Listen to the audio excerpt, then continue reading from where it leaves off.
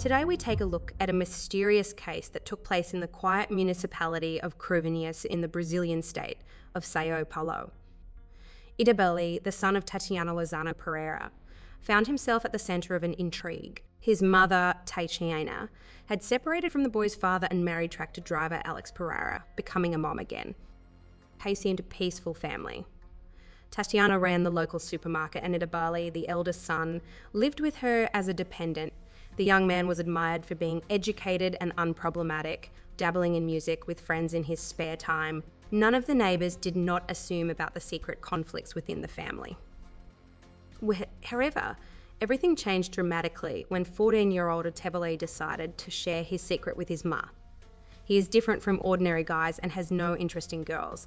This revelation was the beginning of a nightmare for the young man. Tatiana, instead of support, turned his life into a real hell. By the end of 2016, the relationship between mother and son turned into physical clashes. The day after Christmas, the guy revealed the dark side of his family life on Facebook. He posted a photo with his festive family dressed up in Santa Claus costumes. However, apart from the fun, he shared other photos where his body is covered with abrasions and cuts. In the comments, he said that he was driven out of the house by his mother, who could not accept his personality. Returning to the family a few days later, the conflicts continued and one day the punishment turned physical. Idabeli decided to leave again, this time finding refuge with his paternal grandmother. Here he found safety, but did not escape his mother's persistent calls begging him to return. Apparently, the hope of a peaceful agreement on New Year's Eve was the mother's last attempt at reconciliation. His grandmother and uncle protested Idabeli's decision to return home, suspecting that there was something dark about the decision. Nevertheless, the young man himself hoped for the best and sought to mend his relationship with his mother, Tatiana. His joy at his return was brief, as an ambush awaited him. Tatiana decided to teach her son a lesson and hired two young men, Miller da Silva and Victor Roberto da Silva, to beat him up upon his arrival. They obeyed Tatiana's instructions and attacked Idabeli, ignoring his cries for help. After he lost consciousness, the woman ordered them to kill him, but the young men refused. Tatiana, persistent in her desire to solve her son's problem, decided to take charge of the situation herself. Taking a knife, she delivered 3 fatal blows to her son's neck. The boys hired for the beating were stunned by what was happening and instantly fled the house. At that time, Tatiana entered the bedroom where her husband was resting. Waking him, she asked for help in disposing of the body. Together they wrapped Idabeli in a blanket, put him in their car and drove to a sparsely populated area with dense reeds along the road.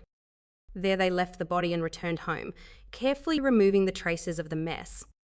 The next day, the parents returned to the place where they had left the body, doused it with fuel and set it on fire in an effort to destroy identifying features. From that day on, Idabeli's relatives on his father's side began to worry about him. As time went on, the boy's grandmother became increasingly anxious. He did not contact her to tell her about the supposed reconciliation. Expecting him for New Year's Eve, the grandmother was very concerned about the lack of news. She asked her son, Uncle Idabeli, to take her to Tatiana to ask about her grandson. Confused by conflicting stories, Tatiana stated that her son had gone to a friend's house and she knew nothing. The grandmother, feeling confused, was faced with a dilemma: trust Tatiana or go to the police. Still unable to get in touch with her grandson, she finally decided to go to the authorities, convinced that Idabeli's disappearance was no accident and that the authorities should intervene. She relayed all her suspicions to law enforcement officials. In addition, Idabeli's uncle described the strained relationship between Tatiana and her son. They reported that Tatiana seemed completely calm when they visited. The police began to doubt her, as the mother had not reported her son missing, remaining unusually cold-blooded. An investigation into what may have happened began. All suspicions centred on Tatiana. A few days later, on January 7, 2017, a patrol found the body of a young man, almost completely charred, wrapped in a blanket and abandoned in the São Paulo countryside. Deep puncture wounds were visible on the body. An entire bracelet was also found, undamaged by the fire. Police assumed it was the body of a missing young man. Commissioner Elton, who is leading the investigation, notified the boy's grandmother. and she confirmed that the bracelet belonged to her grandson. However, this information was not enough to identify the body. Authorities requested a DNA examination from the Institute of Forensic Medicine using genetic material from the mother. According to the expertise, the death occurred 10 days ago. Investigators determined that the place where the body was found was not a crime scene, as no evidence was found. On January 11, civil police officers searched Tatiana's house and found bloodstains on the upholstery of the sofa, on the bed and on the walls. They also found 2 kitchen knives with traces of blood, which could have been used as a crime weapon. In dark history, Tatiana Pereira and her husband were caught in the net of justice. All of the evidence was clear, and Tatiana didn't argue, admitting that she had committed the tragic murder of her eldest son. However, she offered an intriguing version of events. The woman said that on that fatal day, when she was going to meet at Tabalai for the proceedings, he showed up home in a state of alcoholic intoxication, showing aggression towards her stepfather and their 4-year-old young son, stating firmly that she acted in self-defense. She and her husband claimed to have killed Itabeli, believing his behaviour to be a threat to the family. Later, in a panic, they disposed of the body, unsure of how to proceed and fearful of the police. However, the authorities were not inclined to believe this version. The testimony of Tatiana and her husband shook with contradictions, and the police began to realise that before them were 2 liars. To confuse the case even more, Itabeli's relatives told about it in a completely different way, different from Tatiana's version. According to his mother, her son was a troubled guy, prone to drugs and alcohol, who gathered people like him around him. However, neighbours and friends of the Itabeli family told a different story. The boy was responsible, kind, charming, and did not have the habits that Tatiana attributed to him. The only question that worried his mother was about her son's orientation. Police were looking into versions of the motive for the crime, but it became clear that Tatiana and her husband were involved in Itabeli's death. Tatiana tried to delete her son's Facebook post in which he talked about the blows he received. Some of her son's friends forwarded the post to authorities. Murder was solved, the suspect, the motive-conflicted relationship, the murder weapon and the victim's body, but then Tatiana changed her position and accused Victor, Miller and the mediator in the murder. According to the new version, she asked them to teach her son a lesson, claiming that he had threatened and attacked her. According to her, the boys killed her son without her consent while she was out of the house. Tatiana heard her son's cries for help, and after the killers fled, she woke up her husband to dispose of the body. The defendant's lawyer argued that Tatiana acted in a state of passion and in self-defense, citing her son's alleged aggression and violence toward her, as well as his attempt to strangle his younger brother a year earlier. On January 13, the police detained 2 young men and a girl, a possible intermediary between them and Tatiana, a witness to the crime. The young men gave testimony that diverged from Tatiana's version. The girl said that Tatiana had complained to her about her son because of his religiosity and wanted him to be corrected for his own happiness.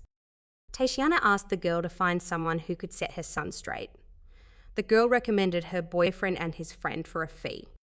The station had hired them, and as a result, a crime had occurred that was already known. The girl stated that the guys left the house before Tatiana attacked Itabeli. She witnessed Itabeli being stabbed after he had already been beaten.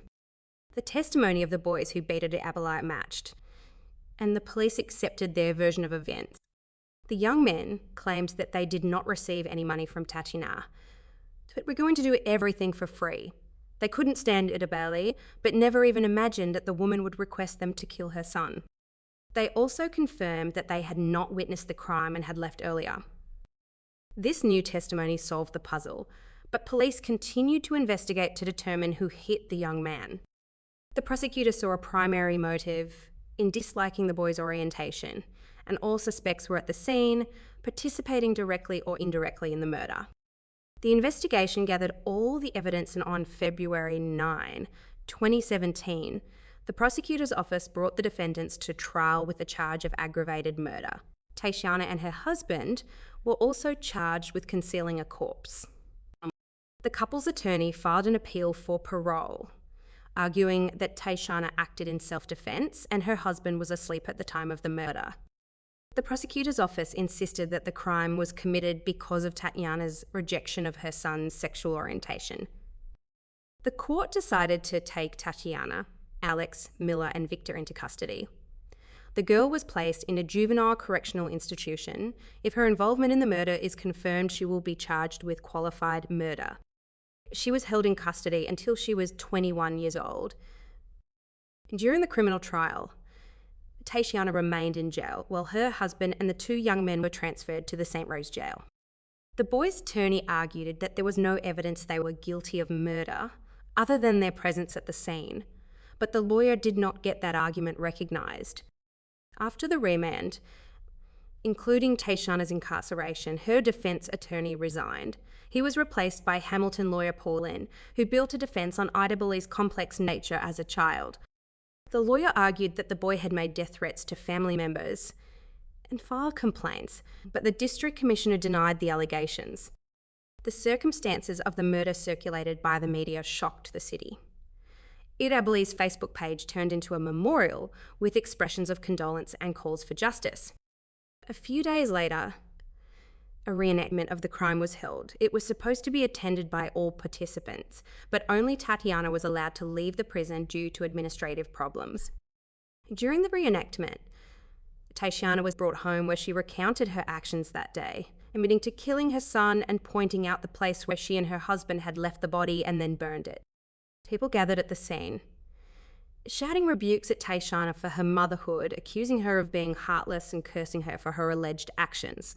But there were also those who voiced their support, describing her as a suffering mother, doing her best for her child. In the end, her defenders argued that she was simply defending herself.